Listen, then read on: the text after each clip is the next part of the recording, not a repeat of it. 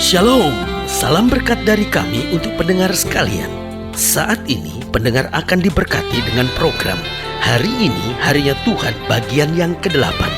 Sebuah program rohani tentang doktrin Alkitab yang menolong kita untuk semakin tertanam dalam kebenaran firman dan bertumbuh dalam kemuliaan. Bersama hambanya, Pendeta Gilbert Lumwendong, STH.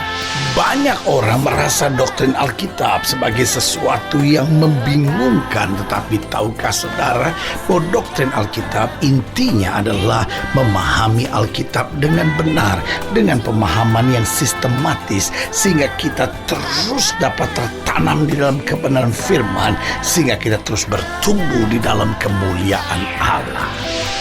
Buka hati saudara sekalian untuk menerima berkat-berkat firman-Nya hari ini. Hidup Kristen tidak pernah dapat dipisahkan dari darah. Kalau sudah bertanya, kenapa darah, pendeta? Karena darah adalah nyawa. Itu sebabnya orang Kristen dilarang makan darah. Kenapa? Karena darah adalah nyawa. Ketika kita berdosa, Alkitab bilang upah dosa ialah maut. Nah, itu sebabnya harus ada penebusan. Penebusannya harus darah. Itu sebabnya dalam perjanjian lama, dosa harus ditebus dengan darah binatang. Dan Alkitab berkata dalam Ibrani bahwa darah binatang tidak bisa menyucikan, hanya bisa menutupi dosa. Tetapi di dalam Kristus semua dosa kita ditebus oleh apa? Oleh darah yang tertumpah di kayu salib. Itu sebabnya kita menerima perjamuan suci. Apa itu perjamuan suci? Tubuh dan darah Kristus. Artinya apa? Kita dilahirkan kembali. Nyawa yang lama kita mati, karena nyawa yang lama kita berasal dari dunia. Tetapi waktu kita mati bersama dengan Kristus dalam baptisan, lalu bangkit kembali dalam kemuliaannya, maka apa yang terjadi? Kita memiliki nyawa baru. Karena itu istilahnya kata Alkitab hidup baru. Kita dilahirkan kembali. Karena itu Yesus ngomong sama Nikodemus, jika kamu tidak dilahirkan kembali, kamu tidak akan melihat kerajaan sorga. Nah, saudaraku yang kekasih dalam Tuhan, karena itu berani saya katakan hidup Kristen tidak pernah dapat dipisahkan dari darah. Artinya bahwa kita ditebus oleh darah Yesus. Kita menjadi warga kerajaan sorga. Kenapa? Karena kita mendapat darah sorgawi dalam anugerahnya. Haleluya. Kita ditebus oleh darah Yesus. Artinya yang pertama, darah Yesus melunasi segala hutang dosa kita. Dosa yang harusnya kita tanggung, dosa yang harusnya kita selesaikan, dosa yang harusnya menjerat kita, dosa yang harusnya membawa kita pada maut, sudah ditebus oleh darah Yesus. Itu sebabnya dari kayu salib Yesus berkata sudah selesai. Karena semua hutang-hutang dosa kita sudah lunas, sudah dibereskan, sehingga kita ciptaan yang baru. Yang lama sudah berlalu, yang baru sudah terbit. Haleluya. Yang kedua, darah Yesus menyelesaikan segala kutuk. Alkitab berkata bahkan kutuk dirubahnya menjadi berkat. Karena itu saudaraku yang kasih dalam Tuhan, Alkitab berkata bahwa orang yang disalibkan adalah orang yang terkutuk, tetapi Kristus menanggung segala kutuk. Melalui apa? Melalui darah yang tertumpah di kayu salib, supaya kita yang percaya kepada yang tidak binasa, tetapi beroleh berkat sorgawi yang luar biasa. Haleluya. Jadi jelas buat kita bahwa yang pertama, darah Yesus melunasi hutang dosa kita. Yang kedua, darah Yesus menyelesaikan segala kutuk, bahkan belenggu kehidupan kita dan menggantikan dengan berkat. Lalu yang ketiga, darah Yesus merupakan bukti totalitas cinta Kristus kepada kita. Artinya dengan memandang darah Kristus, artinya dengan kita menerima perjamuan suci, kita tahu kita dikasih sempurna. Karena itu merupakan totalitas cinta Kristus kepada kita. Itu sebabnya kita percaya waktu kita menerima perjamuan suci, ada pemulihan, ada mujizat, bahkan ada kesembuhan dalam kehidupan kita. Kenapa? Karena kita tahu Yesus mencintai kita. Karena Dia mencintai kita, Dia tidak akan biarkan hidup kita menderita. Karena Dia mencintai kita, Dia tidak akan biarkan hidup kita sengsara. Karena Dia mencintai kita, Dia tidak biarkan segala penyakit membelenggu hidup kita. Karena Dia mencintai kita, maka Dia sembuhkan, Dia pulihkan, dan Dia lakukan perkara besar. Haleluya. Dan yang keempat saya pelajari, kita ditebus oleh darah Yesus. Artinya darah Yesus melunasi hutang dosa kita. Darah Yesus menyelesaikan kutuk dan belenggu, serta menghadirkan berkat dalam hidup kita. Lalu yang ketiga, bahwa darah Yesus merupakan bukti totalitas cinta Kristus kepada kita. Sehingga karena kita dicintai, maka kita selalu mendapat yang terbaik. Dan yang keempat, darah Yesus menghancurkan segala kuasa kegelapan. Itu sebabnya doa orang percaya setiap hari harus berbunyi, Tuhan bungkus kami dengan darah Yesus. Karena saya terlalu percaya bahwa darah Yesus adalah kekuatan yang terbesar untuk dapat menghancurkan segala kuasa-kuasa kegelapan. Dan itu selalu saya imani bahwa setiap anak Tuhan yang mengerti tentang kuasa darah Yesus, dia tidak mungkin bisa disantet, dia tidak mungkin bisa diserang kuasa-kuasa kegelapan, dia tidak mungkin bisa diserang dengan guna-guna, karena darah Yesus membentengi, memagari dan membungkus hidupnya, sehingga kemuliaan Tuhan ada atas hidupnya. Haleluya. Selamat datang dalam program kita hari ini, Harinya Tuhan, sebuah program rohani yang kembali mengingatkan kepada kita betapa pentingnya kita menjadikan firman Tuhan sebagai dasar keseharian hidup kita. Karena selama kita jadikan firman Tuhan sebagai dasar keseharian hidup kita, langkah-langkah ke depan kita penuh dengan kepastian, kemenangan, berkat mujizat dan perkara-perkara besar. Haleluya. Dan dalam program ini kita sedang membahas tentang pengantin darah. Wah, apa artinya? Apakah itu berarti hidup Kristen harus berdarah-darah? Ya kan? Nah, ini yang kita mau belajar sama-sama dari Keluaran pasal 4. Keluaran pasal 4 ayatnya yang ke-24. Keluaran pasal 4 ayat 24. Terus akan kita kupas sampai ayatnya yang ke-31. Keluaran pasal 4 ayat 24 sampai 31. Demikianlah firman Tuhan. Tetapi di tengah jalan, di satu tempat bermalam, Tuhan bertemu dengan Musa dan berikhtiar untuk membunuhnya. Waduh, kenapa begitu? Ayat yang ke-25. Lalu Zipora mengambil pisau batu, dipotongnya kulit katan anaknya, kemudian disentuhnya dengan kulit itu kaki Musa sambil berkata, sesungguhnya engkau pengantin darah bagiku. Lalu Tuhan membiarkan Musa pengantin darah, kata Zipora waktu itu, karena mengingat sunat itu. Berfirmanlah Tuhan kepada Harun, pergilah kepada gurun menjumpai Musa.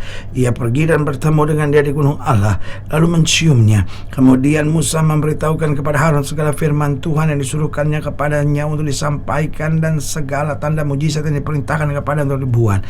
Lalu pergilah Musa beserta Harun dan mereka mengumpulkan semua tua-tua Israel. Harun mengucapkan segala firman yang telah diucapkan Tuhan kepada Musa, serta membuat di depan bangsa itu tanda-tanda mujizat itu.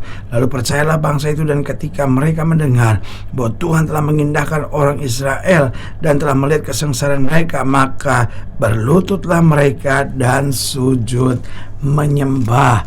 Nah, saudaraku yang kasih dalam Tuhan, pengantin darah, Tuhan berikhtiar membunuh Musa. Nah, apa ini? Saudaraku yang kasih dalam Tuhan, tidakkah kita ingat bahwa Allah sudah mengajar tentang sunat kepada Abraham, tetapi kemudian Musa tidak mempraktekannya. Apa yang terjadi? Tuhan marah. Karena itu pesan firman bilang, Tuhan berikhtiar membunuh Musa. Kepada yang diberi banyak dituntut banyak. Itulah prinsip firman Tuhan. Zipora sadar ada satu hukum Tuhan yang belum ia jalankan. Cepat kemudian dia menyunat anaknya, dan kemudian dijelaskan bahwa inilah pengantin darah. Saudaraku yang kekasih dalam Tuhan, kita mengerti betul bahwa bangsa Israel keluar dari Mesir, Tuhan mau ajarkan sesuatu, harus ada darah. Bagaimana Musa bisa memimpin bangsa ini dengan pemahaman tentang darah kalau dia sendiri belum punya pengalaman itu? Lihat saudaraku yang kasih dalam Tuhan, bahkan ketika Yosua membawa masuk bangsa umat Allah ini ke negeri perjanjian setelah melintasi sungai Yordan, apa yang terjadi? Mereka juga harus disunat. Artinya apa? Ada tetesan darah. Nah, saudaraku yang kasih dalam Tuhan, dari sini kita belajar bahwa kita adalah pengantin darah dari Kristus. Apa maksudnya? Karena dalam perjanjian lama dibuktikan dengan apa? Dengan sunat pengantin darah itu. Bahwa artinya kita siap menerima darah dalam kehidupan kita. Darah yang baru. Manusia lama kita mati dan sekarang kita hidup dengan darah kemuliaan, ya kan? Tetapi pada zaman perjanjian baru, melalui apa darah itu dibuktikan? Lewat pertobatan. Artinya kita menerima darah Kristus yang tercurah dalam hidup kita dan dimeteraikannya lewat apa? Lewat baptisan. Artinya kita menerima darah itu lewat pertobatan kita menerima Yesus sebagai Tuhan dan Juru Selamat, lalu kita dibaptis, kita mati bersama dengan Yesus sehingga kita hidup dan kita hidup dalam kemuliaannya. Haleluya. Berarti dari sini apa artinya pengantin darah? Yang pertama, kita harus hidup suci buat Yesus. Jadi jelas seorang pengantin adalah seorang yang hidup suci. Dan di sini kita lihat bahwa Allah bukan fokus pada darahnya, tetapi komitmennya. Karena komitmen darah atau perjanjian darah adalah perjanjian tertinggi dan bukan kita yang menanggungnya, tapi Kristus yang menanggungnya buat kita. Karena itu jangan sampai kita hanya menerima perjamuan suci tetapi hidup kita terus najis, hidup kita terus berzina. Kita hanya orang munafik untuk itu. Tetapi justru kita menerimanya lewat pertobatan, kita mengakui diri sebagai pengantin darah, dan kita akan hidup suci buat Tuhan. Yang kedua, kita hidup sukacita, karena seorang pengantin adalah seorang yang hidupnya sukacita. Betul, darah itu sudah ditanggung, tetapi akibat darah itu sukacita, ya kan? Darah kan juga bicara tentang perjuangan. Makanya ketika orang berjuang dan berjuang, pasti hasilnya dia akan dapat sukacita. Begitupun pengantin darah, kita harus hidup suci, kita harus hidup sukacita, dan akhirnya kita harus hidup setia. Saudara gue yang kasih dalam Tuhan, pengantin itu bukan soal dandanannya, tapi soal kesetiaannya. Apa artinya dia dandan hebat di hari perkawinannya? Apa artinya wah pestanya meriah, tetapi kemudian 2 tahun kemudian bubar, ya kan? Dan Tuhan menyebut kita pengantin darah, artinya apa? Hidup suci, hidup sukacita, hidup setia, dan yang keempat, hidup rendah hati. Karena seorang pengantin harus saling memuji, harus saling menghargai. Begitulah Kristus ajarkan kita. Jangan sombong, jangan merasa diri hebat, jangan merasa diri segala-galanya, tetapi rendahkan diri, hidup takut akan Tuhan, andalkan Tuhan.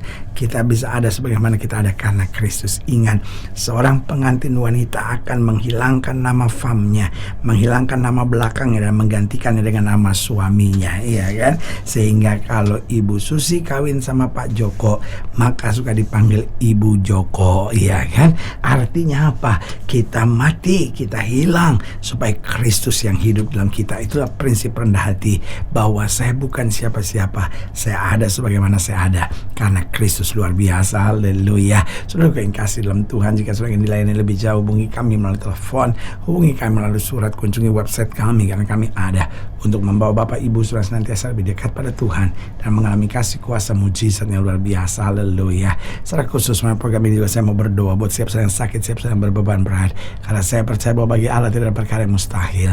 Nah, setiap saudara yang didoakan secara khusus, boleh taruh tangan kanan saudara di dada dan kita akan berdoa. Mari kita berdoa.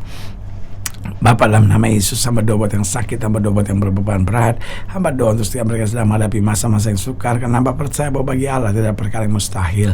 Bapa, hamba berdoa di dalam nama Yesus, Tuhan jamah yang sakit, Tuhan sembuhkan, yang lemah Tuhan kuatkan, yang susah Tuhan liburkan, yang jatuh Tuhan angkat, sehingga hari-hari yang penuh kemenangan boleh berlaku. Secara khusus hamba doa buat mereka yang taruh tangan kanannya di dada, di dalam nama Yesus Tuhan jamah, sehingga kami siap menjadi pengantin darah dari Kristus yang hidup suci, hidup sukacita, hidup setia, dan tetap rendah hati dalam segala keadaan.